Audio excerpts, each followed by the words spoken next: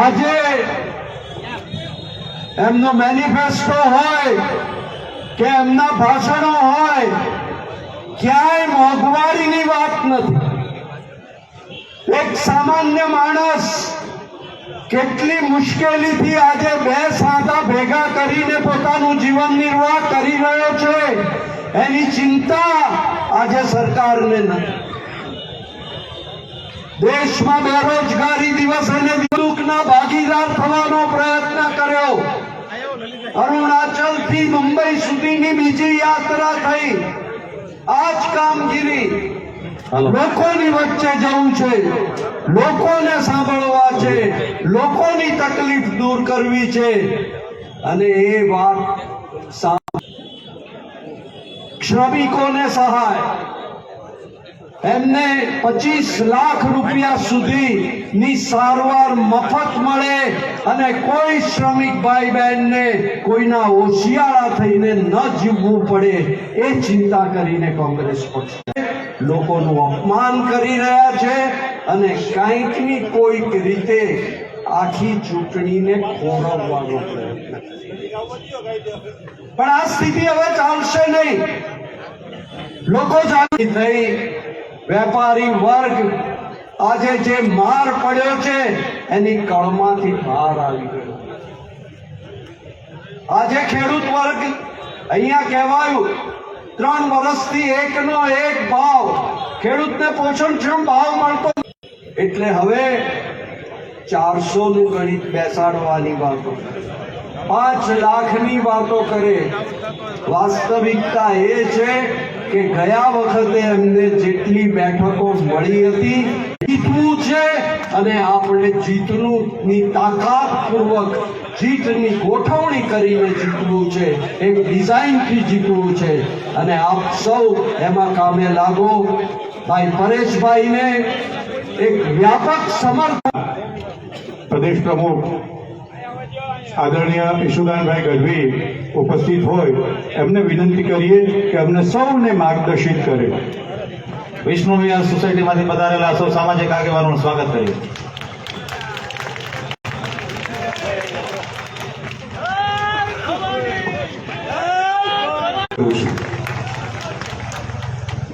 મિત્રો, ખિસ્સા કાતરુથી સાવધાન રહેવાનું હોય, બુચિસિયાઓથી સાવધાન રહેવાનું હોય. પણ ઘણા બિચારાઓને ખબર નથી પડતી, હજી ખિસ્સામાંથી કાઢી લે તો ખબર નથી પડતી. પૂછો તો ખરા કે અચ્છેદીન સેના આવ્યા, 400 નો સિલિન્ડર 1100 માં વેચનારાઓ કઈ રીતે કહી શકે કે અચ્છેદીન આવ્યા છે? માતા બહેનોની જવાબદારી છે ઘરે ઘરે જઈ અને બહેનોને કહો શું કામ લે છે. આ નાગરિકોને સમજાવવાની જરૂર છે. એક દાખલો મારે આપવો છે. એક સુંદર મજાનું ગામ હતું. ગામમાં એક રૂપાળો જાદુગર આવ્યો.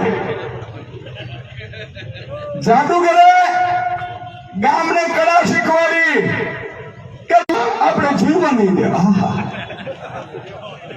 બુચ મારી દીધી. જાદુગરની જાદુગીરી કામ કરી ગઈ. મિત્રો, બીજી વાર જાદુગર આવ્યો. જાદુગરે આમ છલાંગ લગાડી. જાદુગરને ત્રીજી વખત જાદુગર આવ્યો છે. નથી ગામની વાત કરતો, નથી બાજુવાળાની વાત કરતો.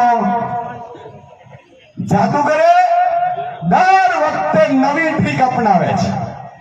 આ વખતે જાદુગરે નવી ટ્રીક શું અપનાવી તમને ખબર છે? અને અમારા 15 કરોડ ક્ષત્રિય આગેવાનો એમ કહેતા હોય કે ભાઈ, અમારા માતા બેન દીકરીઓ ઉપર કોઈ ટિપ્પણી કરી છે, આટલી તો લાજ રાખો. તો કે નહીં, આપણા પૂર્વજોને યાદ કરજો. વટ વચન અને વેર માટે આ માથા આપી દીધા છે ને, એની કુરબાની છે ને ભૂલાય નહીં. બરોબર બોલું છો? તો મિત્રો, મોંઘવારી, ગેસ, હું તો માતા બેન દીકરીઓને કહું છું, ગુજરાતની માતા બેન દીકરીઓને કહું છું કે તમે એકવાર ગેસ કાપાને પગે પડી મતદાન કરવા જાજો. સાચું બોલો?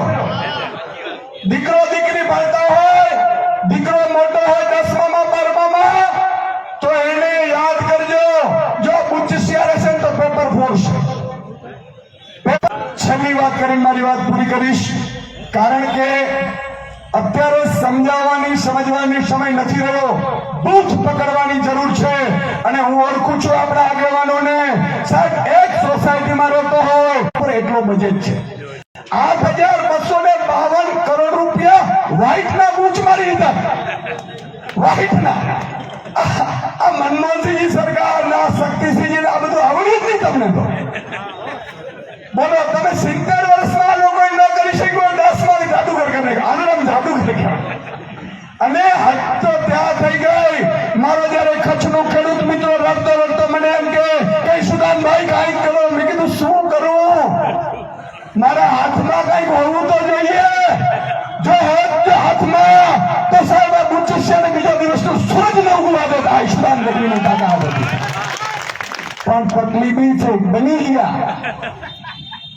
12 કરોડના કલેક્ટર તું સંપાદન કરાવી અને એમાં 13 કરોડ રૂપિયા ખેડૂતને એવું કીધું કે આટલા રૂપિયા ખાતામાં આવશે ને તો ઇન્કમ ટેક્સ વડા આવશે.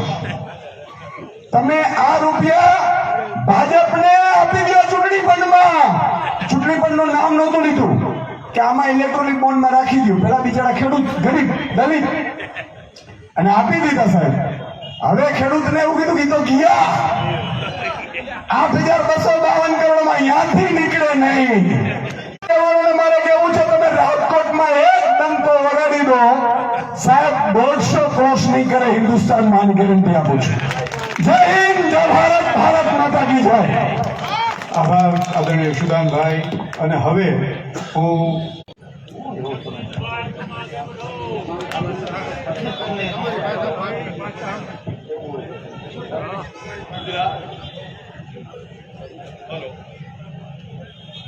હેલો, ગુજરાત પ્રદેશ કોંગ્રેસ સમિતિના પ્રમુખ આદરણીય શક્તિસિંહજી, આમ આદમી પાર્ટીના પ્રમુખ આદરણીય યશુદાનજી માટે આપ સૌ આવ્યા છો ત્યારે કોંગ્રેસ પાર્ટી, આમ આદમી પાર્ટી અને પરેશભાઈના સૌ સ્નેહીજનોને ખૂબ ખૂબ આભાર માનું છું ને અભિનંદન આપું છું. વક્તાઓએ ખૂબ વાત વિગતે કરી છે. હજુ શક્તિસિંહભાઈ પણ આપણને વાત કરવાના છે, ત્યારે મૂળ મુદ્દો છે આપી એ આપણે જાળવી રાખવી છે કે નહીં. કોંગ્રેસ એક લડાઈ લડી દેશને આઝાદ કરવાની, અને બીજી લડાઈ ઇન્ડિયા ગઠબંધન કરી રહ્યું છે કે આ દેશમાં લોકશાહી બચે, બંધારણ બચે. તમે જો શક્તિભાઈ, આ પુરુષોત્તમભાઈ રૂપાલાની અમે પાટીદારોને નમાવ્યા અને રાજ કરીએ છીએ. અમે દલિતોને અને મુસ્લિમને દબાવ્યા, રાજ કરીએ છીએ. અમે ક્ષત્રિયોને પણ જેમ ભાવે બોલી અને રાજ કરીશું. આ જાણી જોઈને કરેલું ભારતીય જનતા પાર્ટીનું કૃત્ય છે. અને કૃત્યને કોંગ્રેસ સાખી નહીં લે, સમાજ સાખી નહીં લે. ત્યારે આવતા દિવસોમાં આપણે સૌએ બૂથ ઉપર જવાનું છે. આપણે જે મહેલામાં કે વિસ્તારમાં કે ફળિયામાં રહેતા હોય, વિધાનસભામાં ઉભો થાય ત્યારે આખી સરકાર ડરે આનાથી, એવી છટાથી વાત કરે છે. દિન દુખી અને ગરીબોનો બેની બનીને લડાઈ લડે છે. ત્યારે એવા આપણા કેન્ડિડેટને જંગી બહુમતીથી તમે જીતાડો એવી વિનંતી કરું છું. અને સાથે સાથે આ રાજકોટની ભૂમિને નમન કરવા આવ્યો છું કે જે જંગે એલાન રાજકોટની ભૂમિ ઉપરથી થયું છે એ માત્ર ગુજરાતની 26 લોકસભામાં નહીં, એ રાજસ્થાન પણ પહોંચ્યું છે, એ મધ્યપ્રદેશ પણ પહોંચ્યું છે, એ છત્તીસગઢ, યુપી અને બિહાર પણ પહોંચ્યું છે. અને વાત ધર્મની છે, વાત ન્યાયની છે, વાત હકની છે. અને ધર્મની ને ન્યાયની હકની વાત કોંગ્રેસ કરે છે ત્યારે વધારેમાં વધારે એ ચાલશે. અને એના ઉપર વિજય પતાકા ઇન્ડિયા ગઠબંધનની ફરકશે. એ જ વિનંતી સાથે આપ સૌનો ખૂબ ખૂબ આભાર. જય હિન્દ, જય ભારત. આભાર આદરણીય જગદીશભાઈ.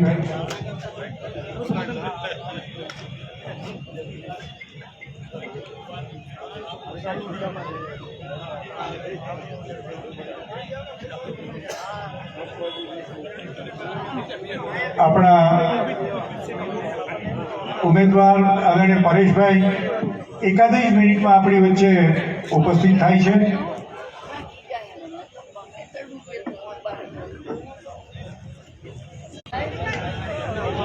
અને હવે આપણે વિનંતી કરીએ આપણા ગુજરાત પ્રદેશ કોંગ્રેસ સમિતિના યશસ્વી પ્રમુખ આદરણીય શક્તિસિંહજીભાઈ, પણ શક્તિસિંહજીભાઈ એમનું ભાષણ આપે એ પહેલા આપણે સૌ એમને ખૂબ તાળીઓના ગડગડાટથી વધાવીએ.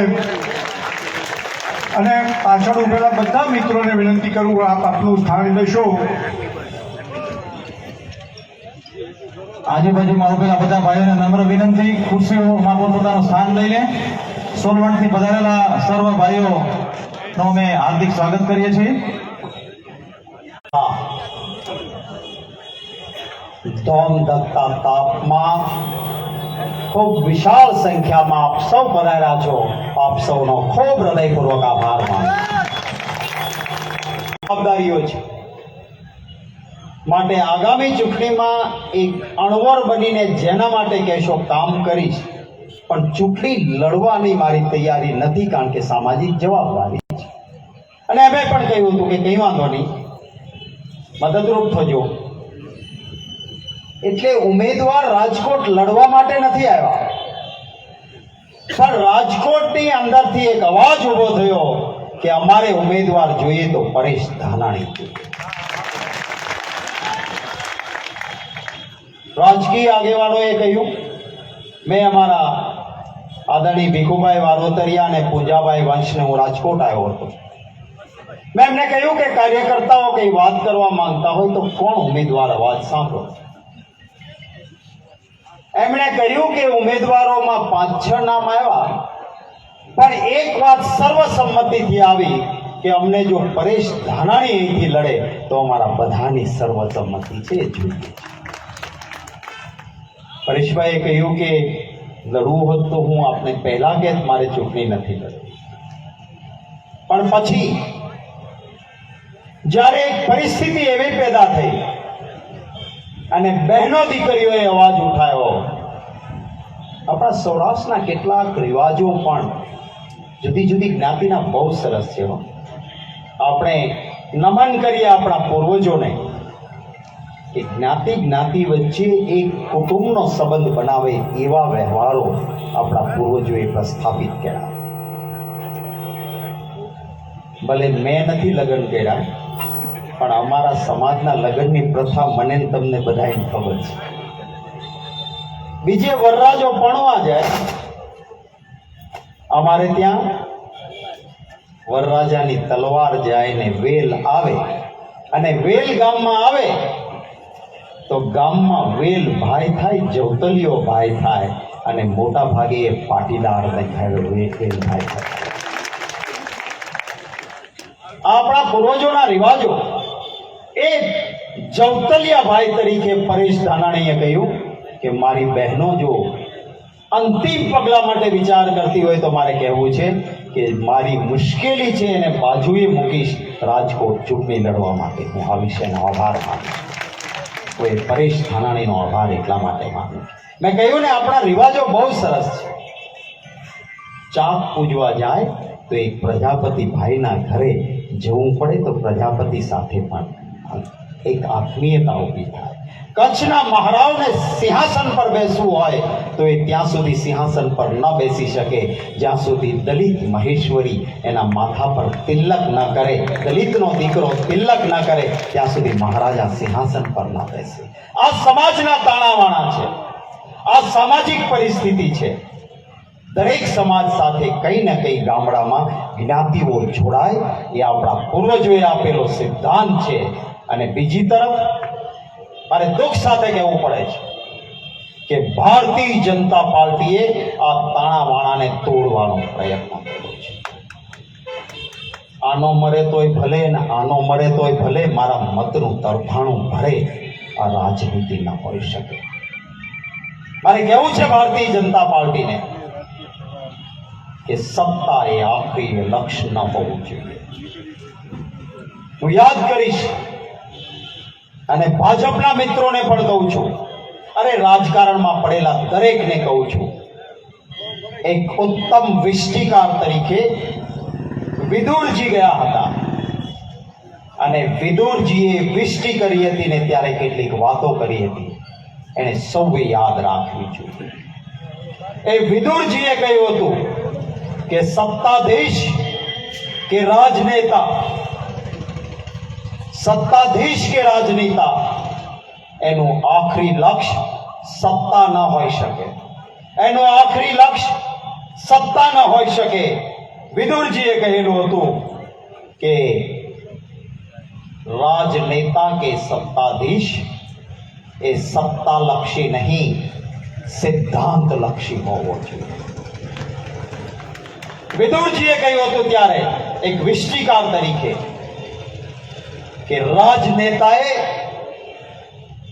ખ્યાલ રાખવો જોઈએ ગુનો કરનાર કોણ છે ન જોવાય, ગુનો કરનાર કોણ છે ન જોવાય, એને બચાવવાની કોશિશ ન થાય.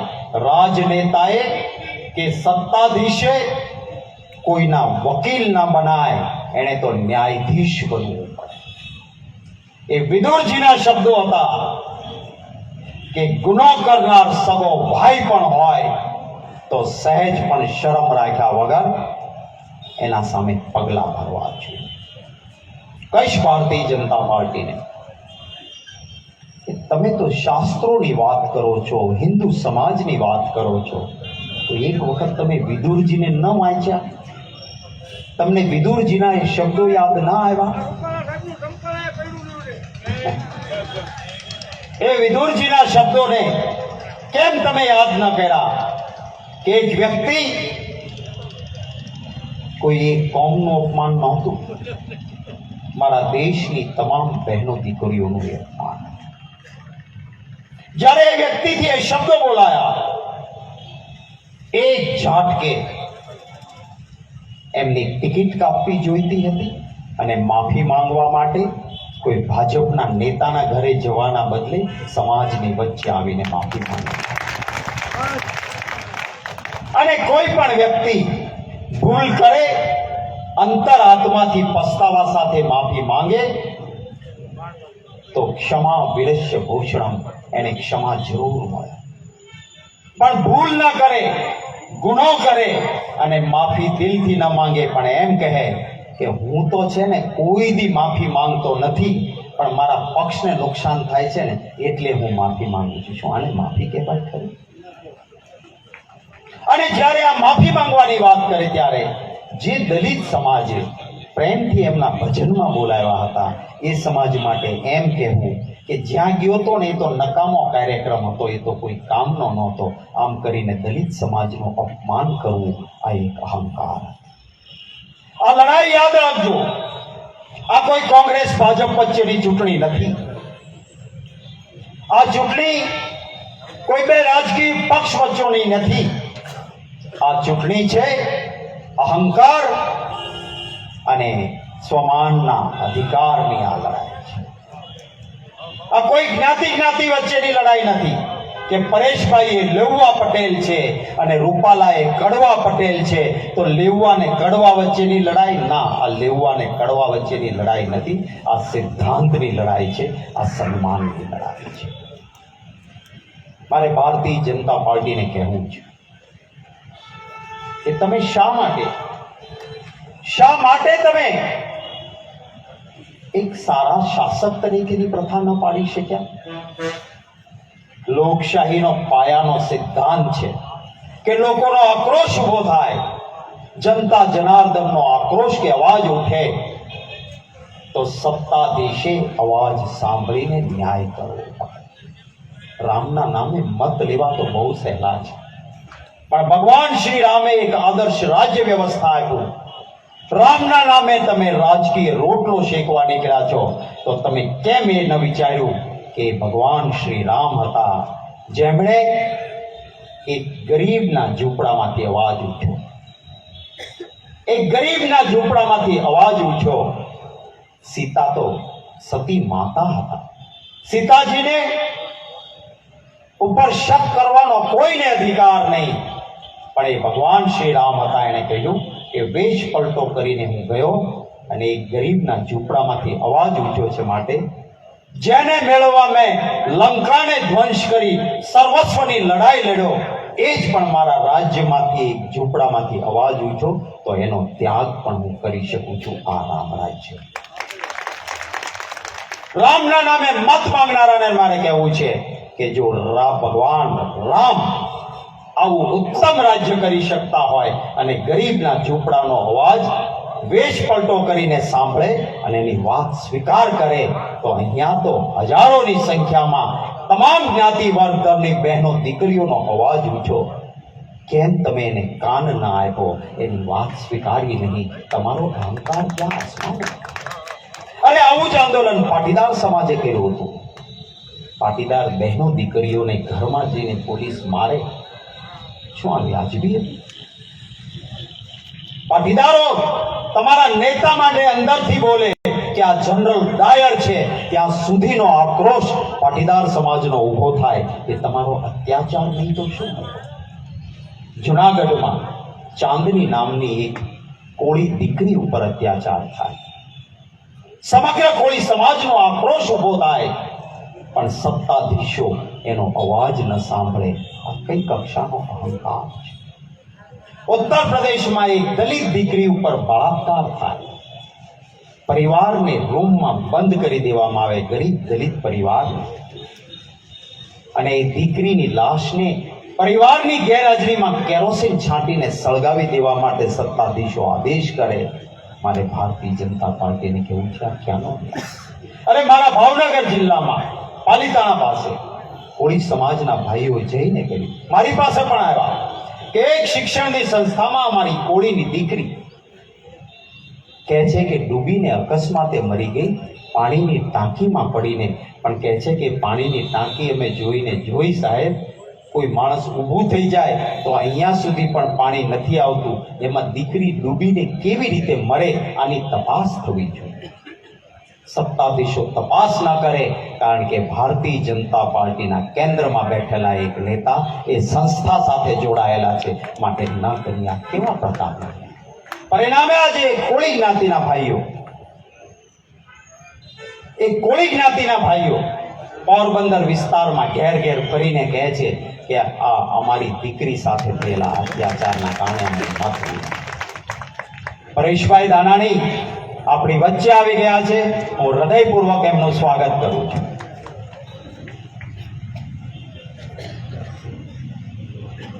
મારે આપને એક બે વાત કરીને મારી વાત પૂરી કરવી છે. સાક્ષી મલ્લિક એક ખેડૂત હિન્દુની દીકરી,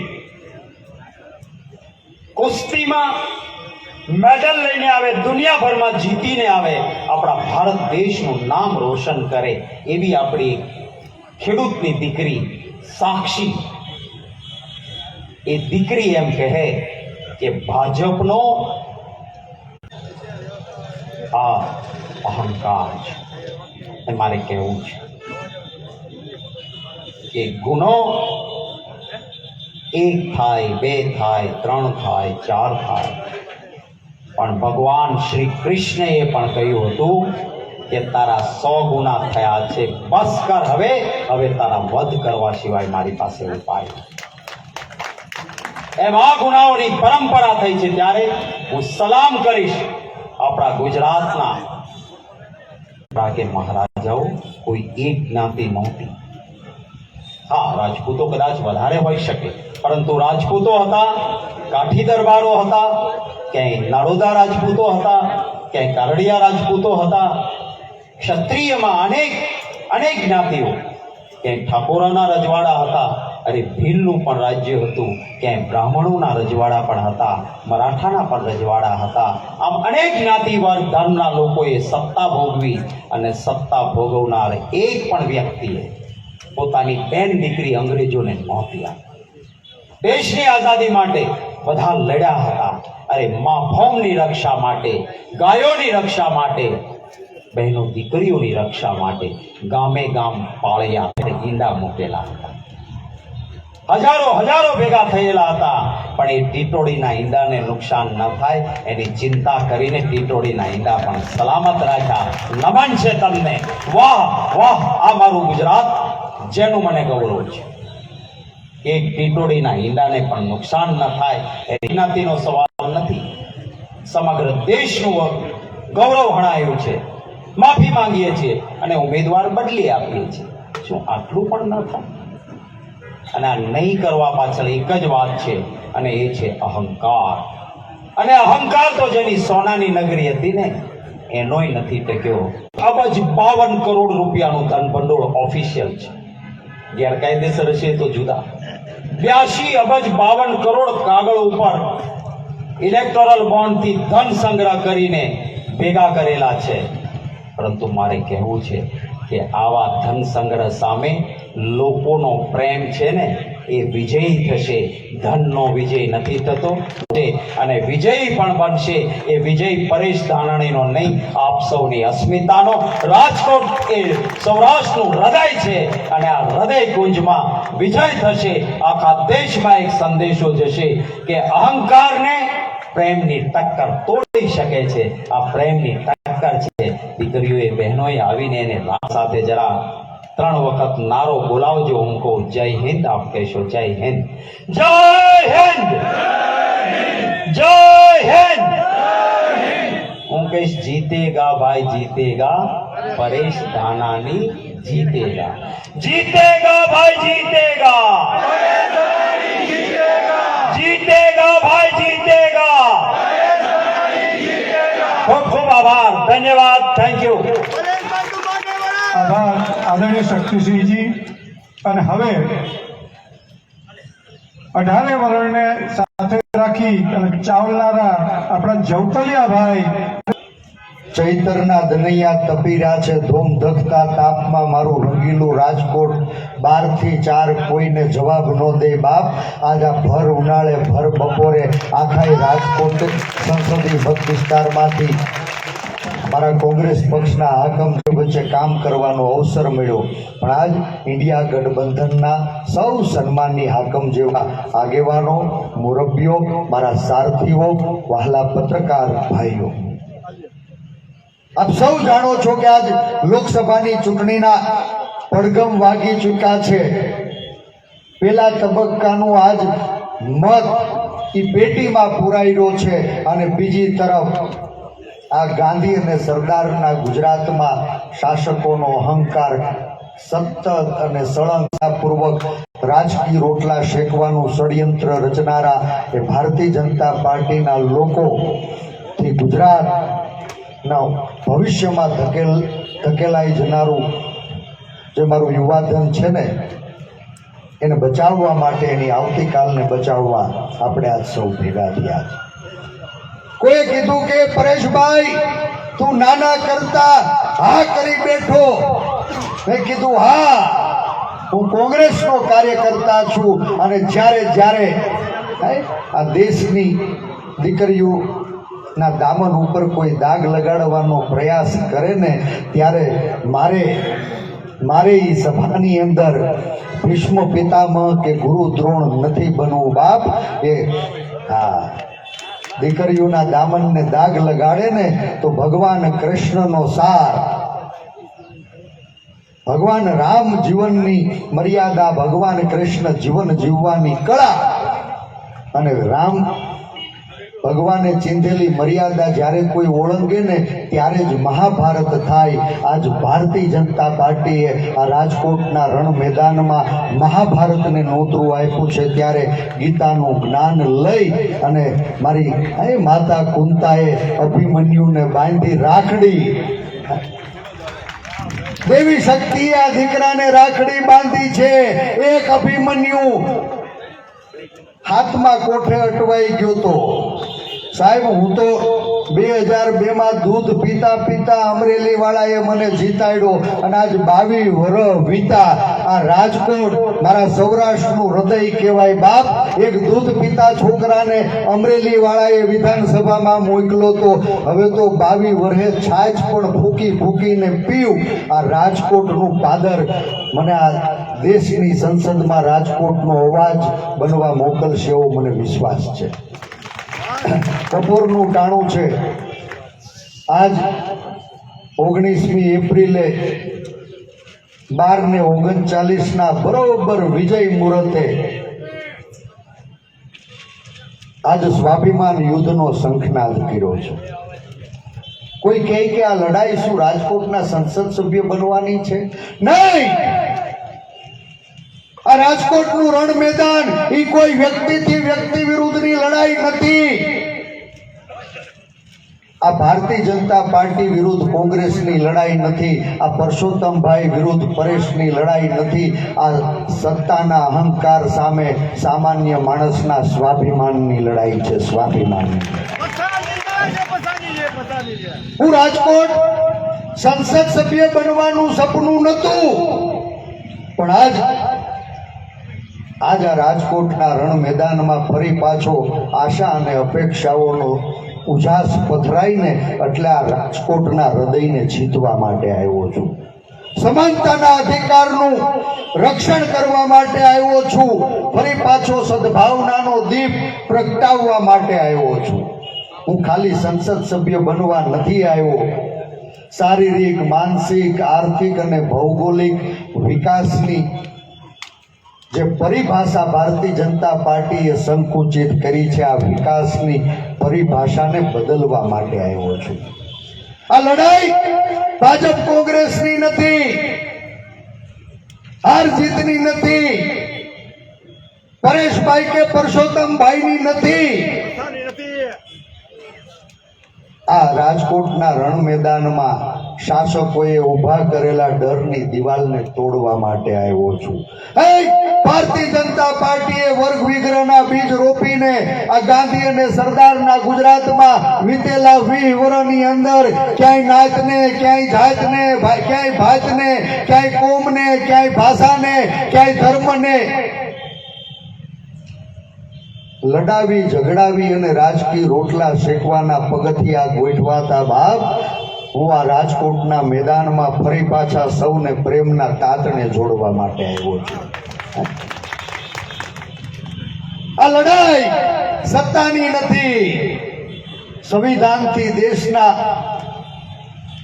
વિવિધ વર્ણના લોકો, વિવિધ વર્ગના લોકો, વિવિધ ધર્મ કે પ્રાંતના લોકો બાપ આ વિવિધતાનો ગુલદસ્તો ગુથાણો અને મારું ભારત વિશ્વની શ્રેષ્ઠ લોકશાહી તરીકે ઉભરી હતું ને, ત્યારે બાબાએ ઘડેલા બંધારણ ઉપર આજ સત્તામાં બેઠેલા લોકો દી ઉગે અને જિગ્નેશભાઈ આ સત્તામાં બેઠેલા લોકો દી ઉગે અને બાબાએ ઘડેલા બંધારણ ઉપર 10 વખત બળાત્કાર કરે છે ને, આ બાબાએ ઘડેલા બંધારણને બચાવવા માટે આવ્યો છું.